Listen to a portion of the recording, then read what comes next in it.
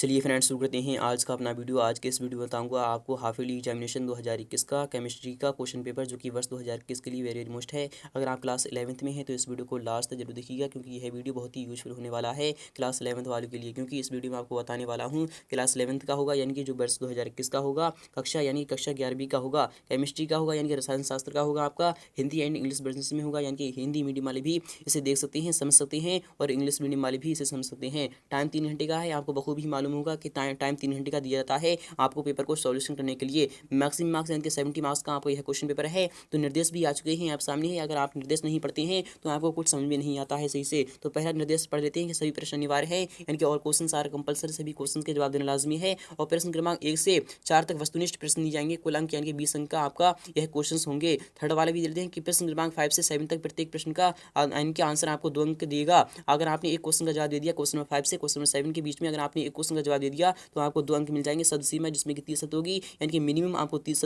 देना है और उससे ज़्यादा अगर आप दे सकते हैं तो ज़्यादा भी दे सकते हैं। ऑप्शन नंबर 4 है यानी कि ऑप्शन नंबर 4 है कि प्रश्न क्रमांक 8 से 10 तक प्रत्येक प्रश्न का आपको उत्तर देने पर 3 अंक मिल जाएगा। सब सीमा 75 शब्द होगी यानी कि 75 शब्दों में आपको इसका आंसर देना होगा। तो 5 वाले भी दे लेते हैं जो कि आ चुका है यहाँ सामने है कि प्रश्न क्रमांक 11 से 15 तक आपके लिए प्रत्येक प्रश्न का उत्तर देने पर 4 अंक मिल जाएंगे। शब्द सीमा जिसमें कि 120 शब्द होगी। और प्रश्न क्रमांक 16 से 18 तक प्रत्येक प्रश्न का उत्तर आपको 5 अंक देगा और शब्द सीमा यानी कि 150 शब्द होगी। और सभी वाला भी देते हैं कि प्रश्न क्रमांक यानी 5 से 18 तक आंतरिक विकल्प दिए जाएंगे। तो आपको यह पहला क्वेश्चन आ चुका है आपके सामने है कि सही विकल्प का चयन कर लिखिए यानी कि आपको सही विकल्प का चयन कर लिखना है। तो पहला क्वेश्चन के पहला वाला क्वेश्चन है कि यानी कि द्विसंगी यानी कि द्विसंगीय क्वांटम संख्या L=0 हो तो यानी कि 0 हो तो संगत उपकोष होगा। फ्रेंड्स क्या होगा अगर आप जानते हैं तो इसका जवाब हमें कमेंट बॉक्स में जरूर बताइएगा। यानी कि जब यानी कि एक हो तो संगत उपकोष होगा, क्या वह S होगा या फिर F होगा या फिर D होगा या फिर F होगा। तो आपको इसका जवाब कमेंट बॉक्स में बताना होगा। सबसे प्रबल यानी ऋण विद्युतीय तत्व कौन सा है, क्या वह F है या फिर ऑक्सीजन है या फिर नाइट्रोजन है या फिर क्लोरीन है, आपको यह भी बताना होगा। तो नेक्स्ट क्वेश्चन भी दे लेते हैं। अगर आप चाहते हैं इसका फुल सोल्यूशन तो मैं आपको बताऊंगा इसका फुल सोल्यूशन नेक्स्ट वीडियो में। तो नेक्स्ट वाला भी क्वेश्चन दे लेते हैं कि एक परिक्रम के यानी कि रुद्धोष्म परिस्थितियों में होने के लिए क्या होता है, यानी कि क्या यानी कि डेल्टा T=0 होता है या फिर डेल्टा P=0 होता है या फिर Q=0 होता है या फिर W=0 होता है, आपको इसका मान भी बताना होगा। तो नेक्स्ट क्वेश्चन दे लेते हैं। क्वेश्चन नंबर 4 भी आ चुका है यहाँ सामने कि ग्रेफाइट में C कार्बन का संकरण कौन सा होता है, क्या Sp होता है या फिर Sp² होता है या फिर Spq होता है या फिर Spqd होता है, आपको इसका भी बताना होगा। तो इथाइल अल्कोहल का IUPAC नाम क्या होता है फ्रेंड्स। जो इथाइल अल्कोहल होता है यानी कि इथाइल यानी कि एथिल अल्कोहल होता है यानी कि C2H5OH होता है यानी कि C2H5OH होता है। इसका जो होता है यानी कि इसका जो IUPAC नाम होता है वह क्या होता है, वही होता है आपका एथोनिक अम्ल। जी हाँ फ्रेंड्स, एथोनिक अम्ल होता है, इसलिए आपका विकल्प सेकंड वाला सही हो जाएगा। तो इसे इंग्लिश मीडियम वाले भी विस्तार के साथ समझ सकते हैं। तो नेक्स्ट क्वेश्चन देखते हैं। क्वेश्चन नंबर 2 भी आ चुका है यहाँ सामने है, वेरी वेरी मोस्ट है। यह भी बार बार आता है, रिक्त स्थानों की आपको पूर्ति करना है, फिर उसको सही विकल्प को चुनकर आपको लिखना है। तो पहला क्वेश्चन है कि जल का मोलर द्रव्यमान है यानी कि जो जल का द्रव्यमान होता है, मोलर द्रव्यमान होता है, वह कितना होता है, इन दोनों में से आपको चूज कर लिखना है। नेक्स्ट वाला भी देते हैं कि किसी गैस के लिए यानी कि किसी गैस के 1 ग्राम मोल में यानी कि उपस्थित अणुओं की वास्तविक संख्या होती है फ्रेंड्स, कितनी होती है, आपको यह बताना होगा। तो फ्रेंड्स आपका आएगा पहला वाला यानी कि 6.023 × 10⁻23 आपका जवाब आ जाएगा ये वाला। नेक्स्ट क्वेश्चन देते हैं कि BF3 यानी कि है लुईस अम्ल है या फिर लुईस क्षार है, तो आपको यह बताना होगा।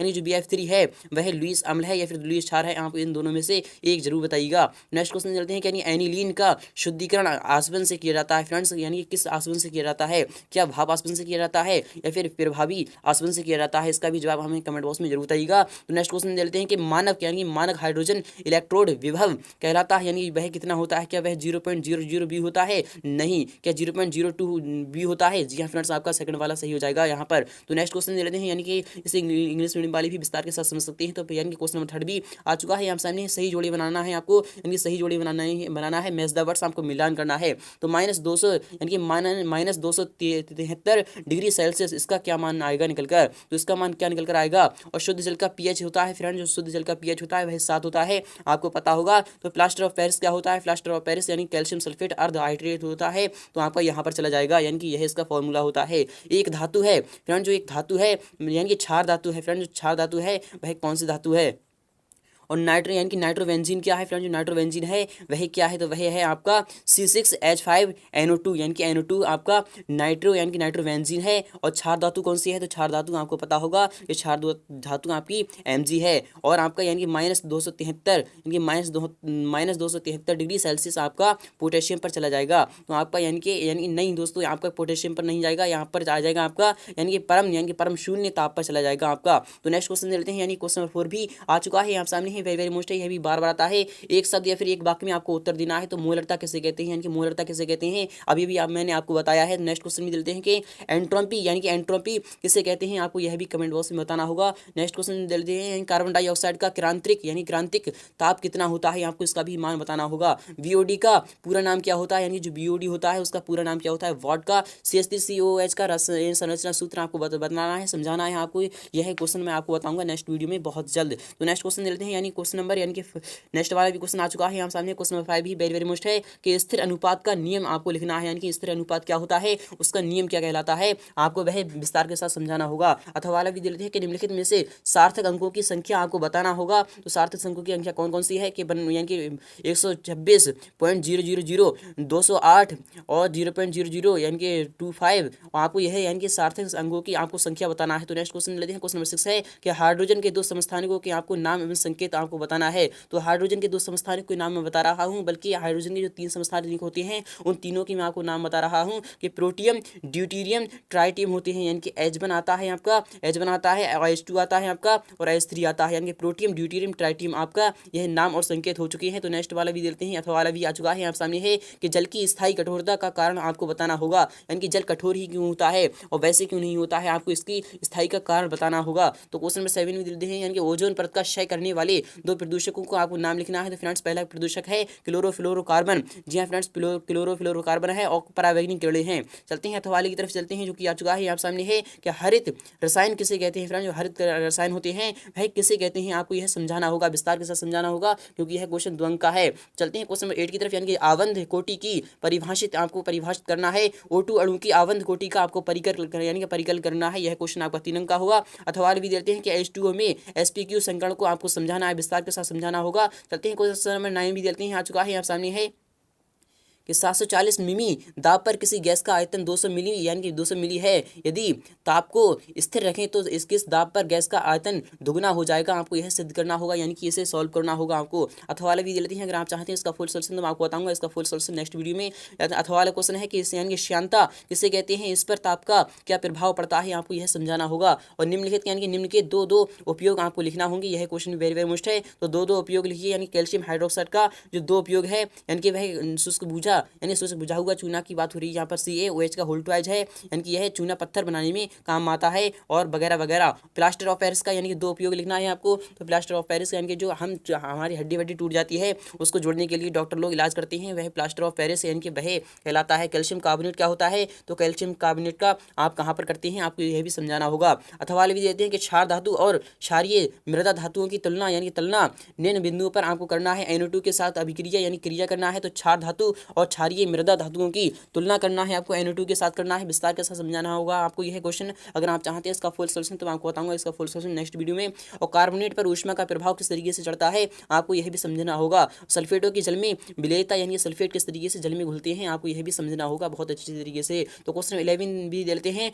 कि कक्ष और कक्षक में कोई 4 आपको अंतर लिखना है, यानी कक्ष किसे कहते हैं और कक्षक किसे कहते हैं, कोई आपको 4 अंतर लिखना होगा। अथवा वाले भी देते हैं कि 3 यानी कि 3.A यानी कि A तरंग दैर्ध्य वाले एक फोटोन यानी कि फोटोन के द्रव्यमान की गणना आपको करना है, यह क्वेश्चन वेरी वेरी मोस्ट है, यह भी बार बार आता है, इस बार भी आ सकता है। तो क्वेश्चन नंबर 12 है कि आयनन ऊर्जा से आप क्या समझते हैं, इसको प्रभावित करने वाले कारक को आपको समझाना होगा, यह क्वेश्चन वेरी वेरी मोस्ट है, लगभग हर साल आ रहा है, इस बार भी आ सकता है, फुल चांस लग रहे हैं। मेंडलीव की आवर्त सारणी का आपको उपयोगिता का आपको नाम लिखना है, यानी कि आपको विस्तार के साथ समझना होगा। क्वेश्चन नंबर 13 भी देते हैं कि ऊष्मागतिकी का प्रथम नियम आपको लिखना है, और व्यंजक यानी कि व्यंजक जो स्थापित किए हैं उसके बारे में आपको लिखना होगा, यह क्वेश्चन 4 अंक का होगा। अथवा भी देते हैं कि यानी उत्क्रमणीय एवं अनुत्क्रमणीय प्रतिक्रम में अंतर आपको समझना होगा। क्वेश्चन नंबर 14 देते हैं कि ब्रांच यानी कि ब्रांच टेड लॉरी अम्ल एवं क्षारक को परिभाषित करना है, आपको उदाहरण भी देना होगा, और बफर विलयन को परिभाषित करना है, वो दो उपयोग आपको लिखना होगा। तो यह क्वेश्चन वेरी वेरी मोस्ट है, यह भी बार बार आता है, लगभग हर साल आ चुका है, इस बार भी आ सकता है। तो पीएच स्केल को परिभाषित करना है आपको, बस दो उपयोग भी यानी कि अनुप्रयोग भी आपको लिखना होगा। और पेय पदार्थों के नमूने में हाइड्रोजन आयन की सांद्रता यानी कि 3.8 × 10⁻³ मोल है, यानी कि प्रति यानी कि मोल है। इसका पीएच मान कितना होगा, तो वह होगा यानी कि log 3.8 = 0.58 आपको यह सिद्ध करना होगा। तो क्वेश्चन 15 में मिलते हैं, यानी प्रेरणिक प्रभाव किसे कहते हैं, इनके प्रकारों को आपको उदाहरण द्वारा समझाना होगा। अथवा भी क्वेश्चन मिलते हैं कि निम्न यौगिकों के संरचना सूत्र आपको लिखना होगा, यानी कि 2-प्रोपिनॉन आपको इसका यानी सूत्र बनाना है, विस्तार के साथ समझना होगा आपको। मैथनोइक अम्ल किसे कहते हैं, और ब्यूटे यानी कि 2-ब्यूटेनॉन आपको यह भी सिद्ध करना होगा, और यानी कि 2,2-डाइमिथाइल प्रोपेन आपको यह भी समझना होगा।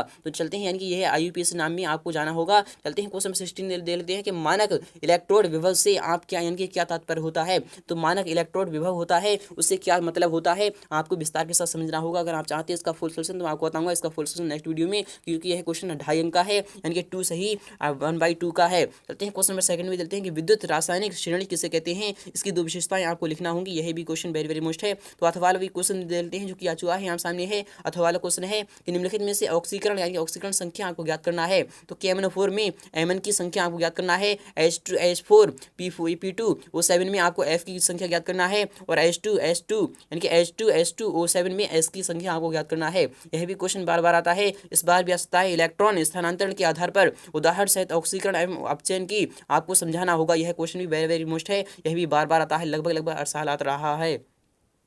संक्षिप्त आपको टिप्पणी लिखना है, यानी कि बहुत ही छोटे तरीके से आपको इस पे टिप्पणी लिखना है। तो यानी कि बोरैक्स क्या होता है और जियोलाइट क्या होता है, आपको इसके बारे में कुछ समझना होगा। चलते हैं, यानी कि अथवा वाले की भी दे लेते हैं जो क्या चुका है आप सामने है। संरचना समझाना है आपको, संरचना यानी किस तरीके से बनती है। डाइवोरेन यानी कि डाइवोरेन होता है, उसकी संरचना किस तरीके से समझना होगी, आपको समझना होगी। और फ्लोरीन किस तरीके से बनता है, आपको यह समझना होगा। क्वेश्चन नंबर 18 है, यानी कि मार्को निकाफ का नियम क्या है। प्रोपीन पर HBr के प्रयोग यानी कि योग को आपको समझना होगा। यह क्वेश्चन भी बार बार आता है। अथवा वाला क्वेश्चन देते हैं कि क्या होता है जब केवल आपको रासायनिक समीकरण देना है कि मिथाइल ब्रोमाइड शुष्क ईथर की उपस्थिति में सोडियम से क्रिया करता है, आपको यह शुद्ध करिए इस तरीके से मैं आपको बताऊंगा नेक्स्ट वीडियो में। कैल्शियम कार्बाइड यानी कैल्शियम कार्बाइड की जल के साथ अभिक्रिया किस तरीके से होती है, आपको यह भी समझना होगा। और सोडा लाइम के साथ सोडियम एसीटेट को गर्म करते हैं, किस तरीके से करते हैं, आपको यह भी बताना होगा। एसिटिलीन का अपचयन निकेल प्लेटिनम की उपस्थिति में करने पर आपका क्या बनता है, किस तरीके से बनता है, आपको यह भी बताना होगा। बेंजीन की Cl2 के अधिकतम यानी कि आधिक्य में निर्जल AlCl3 की उपस्थिति में आपको यानी क्रिया होती है, वह किस तरीके से होती है, आपको यह भी बहुत इंपॉर्टेंट है। उम्मीद करूंगा आपको वीडियो बहुत ही अच्छी लगी होगी। अगर वीडियो अच्छी लगी है तो वीडियो को लाइक करना, शेयर करना बिल्कुल भी ना भूलें। मिलते हैं नेक्स्ट पार्ट में फुल